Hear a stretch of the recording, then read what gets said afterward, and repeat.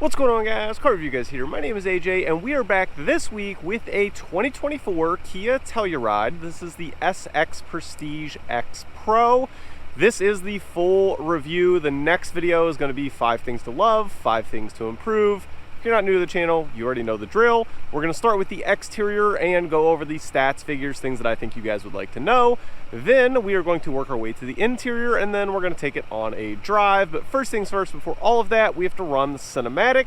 Hopefully you guys enjoy. We're on our way to 20,000 subscribers. Thank each and every one of you. Over 19,000 now. Without further ado, let's roll.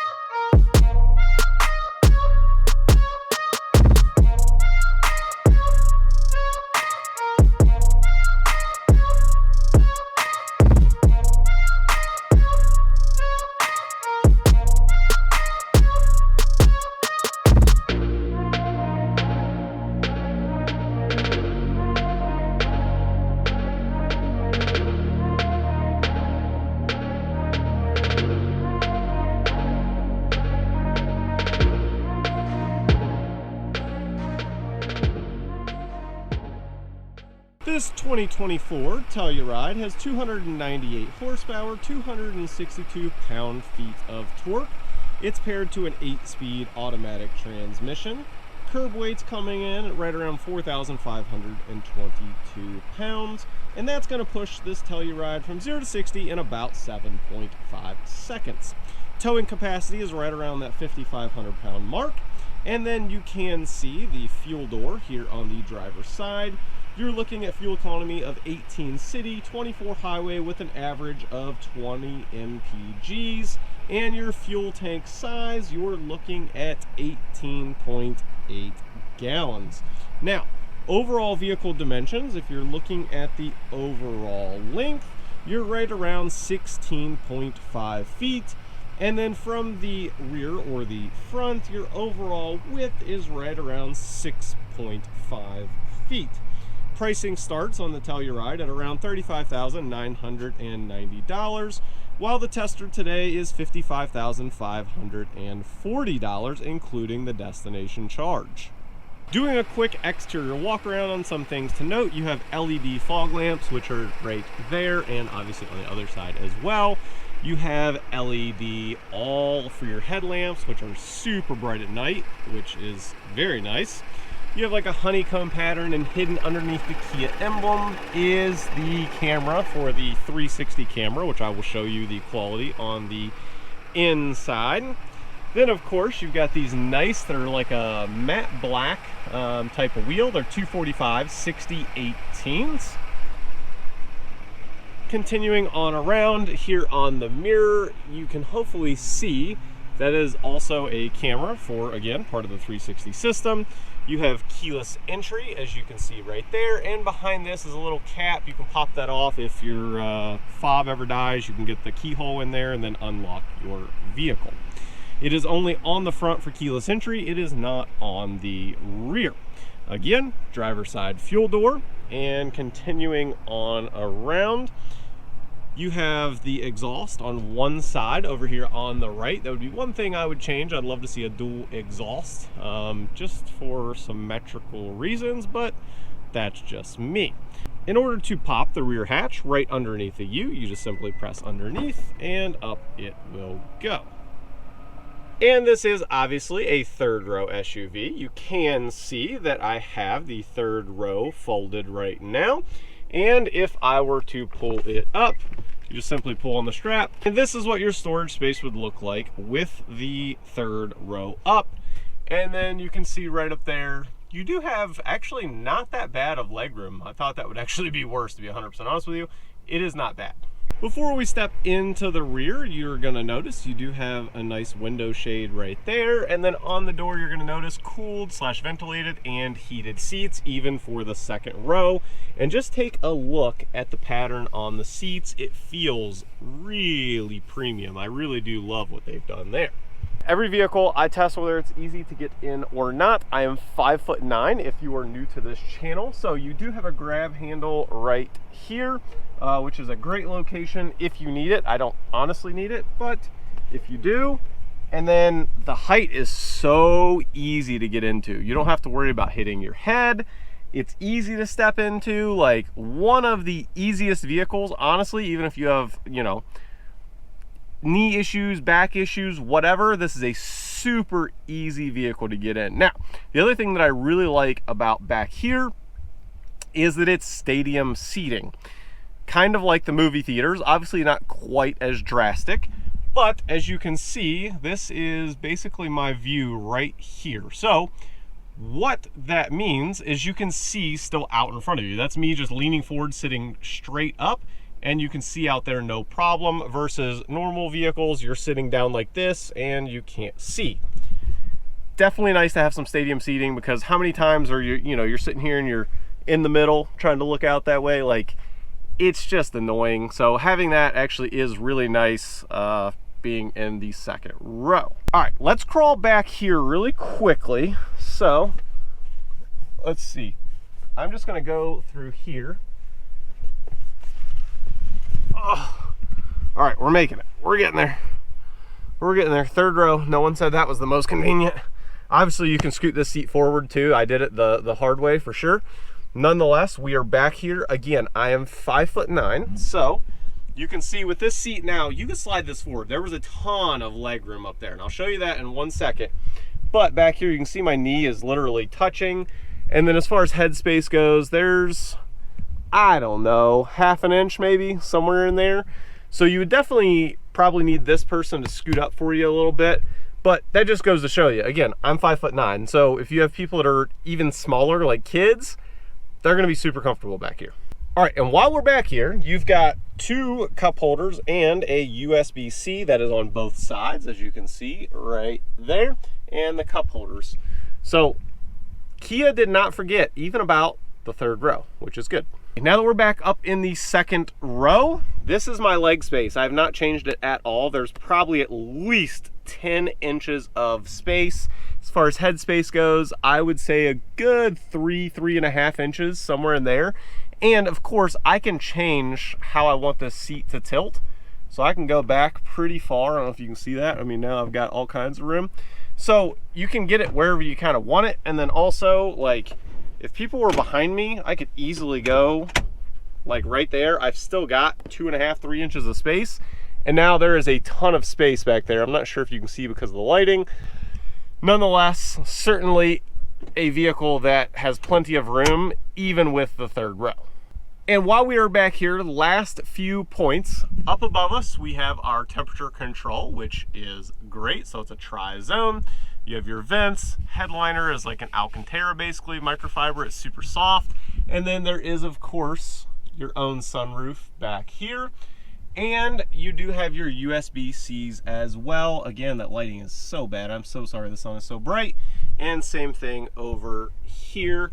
2 cup holders, and then I already went over here, and then down there you can also fit a water bottle. Time to test the front. Is it easy to get into or not?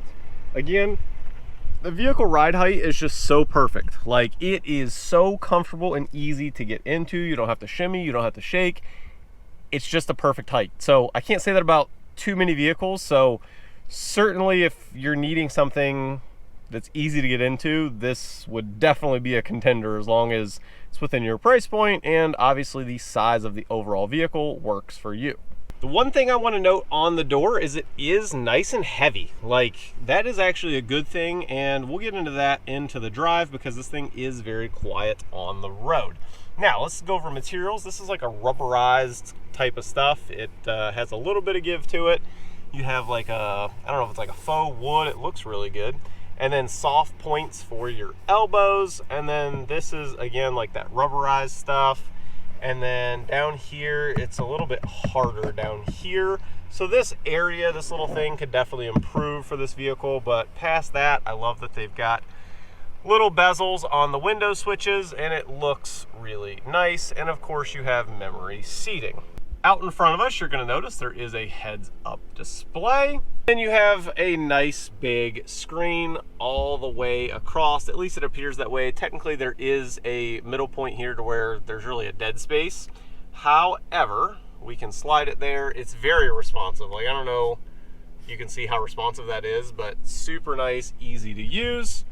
And then they did not forget about us people that do like buttons all the way down there. And my goodness, that glare. There we go. Hopefully that helps some.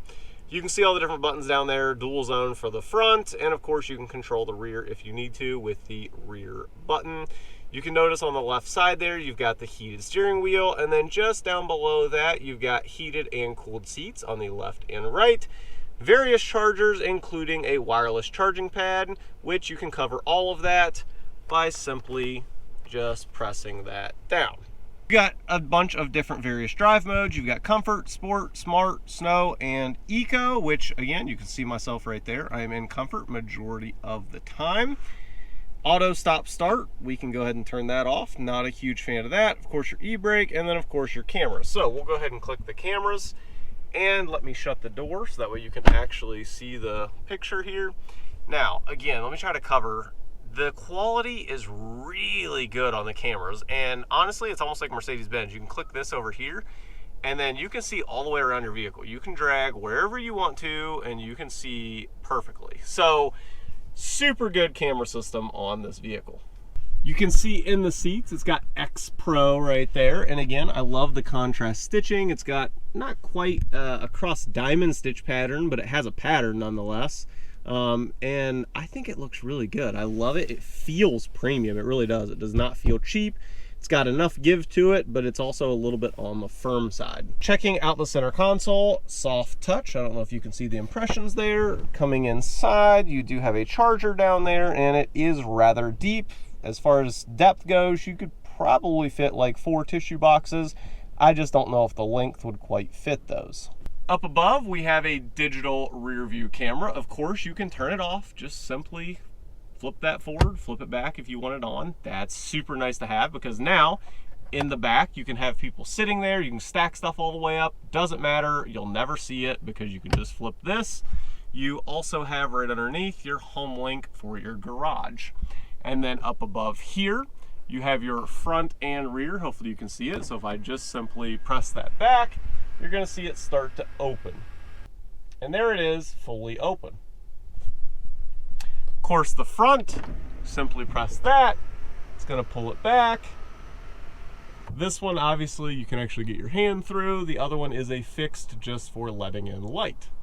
All right, I think it's time to take this Telluride out on the road.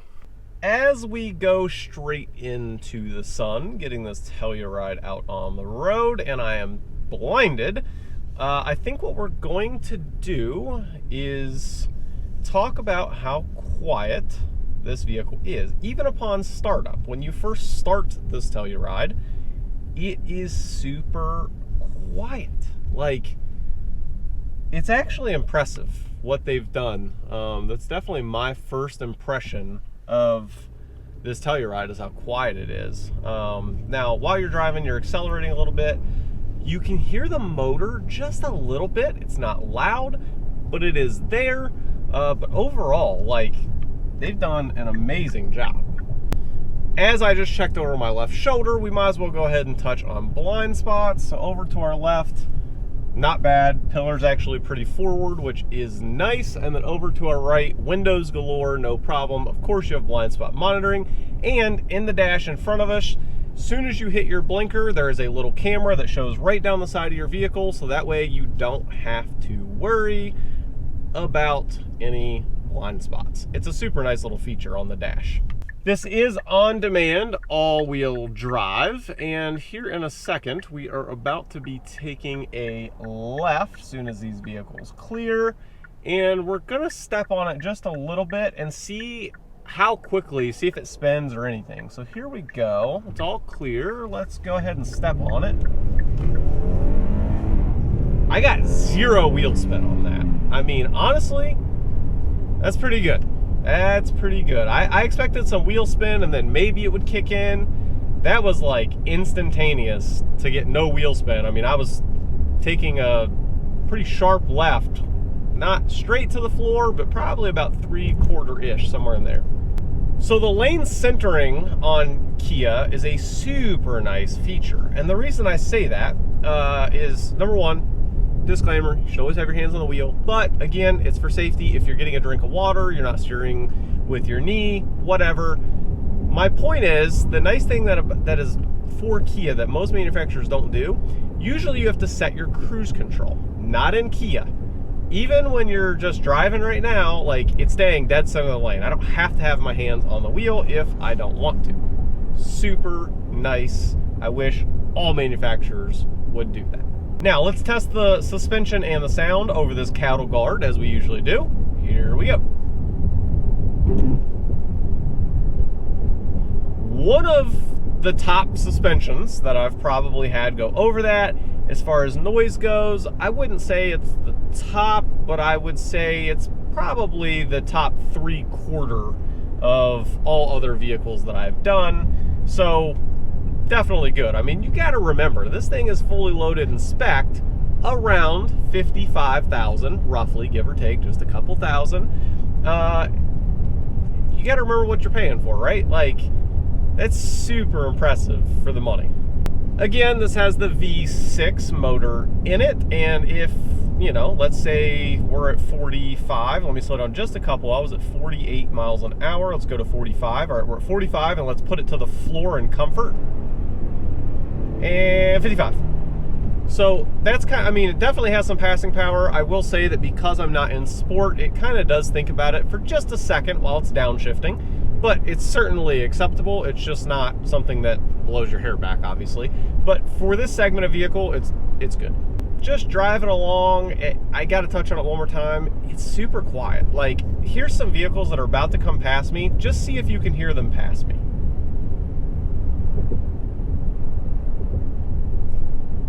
It's like you don't even know they're there. Like, so they do such a good job with the acoustic glass and everything else to really quiet this Telluride down. We are about to do a non-scientific 0 to 60 like we normally do. We are going to just put it in sport. Okay, so let's shift it into sport here with a little dial. And then we're not gonna brake torque. We're not gonna do any of that. We are just hitting it and getting it. Arizona, 1400 elevation. It's like 50 degrees this morning, and to the floor. 3, 2, 1, go. That's straight to the floor in sport. We're already at 20, 30, 40, 50, 60. So you got to remember, that's pretty impressive for an SUV, right? I mean, you're talking a vehicle that is quite heavy overall, obviously. So just keep that in mind whenever you're judging a 0 to 60. Last thing I will touch on, again, we already talked about the lane centering. With or without cruise control, it does super good. Also, the adaptive cruise control is very good and nice on long drives. And I also love having the crystal clear heads-up display out in front of us. Super nice whenever you're driving along. And then obviously heated and cooled seats also makes it very comfortable. Hopefully you guys enjoyed today's video. If I'm missing anything that you would like to know, just comment down below. I am happy to respond. If I don't know it, I will reach out to the Kia rep. We have a new vehicle every single week for you guys. So hopefully you guys enjoyed. Next video, 5 things to love, 5 things to improve. As always, I'll catch you guys on the next one. Peace.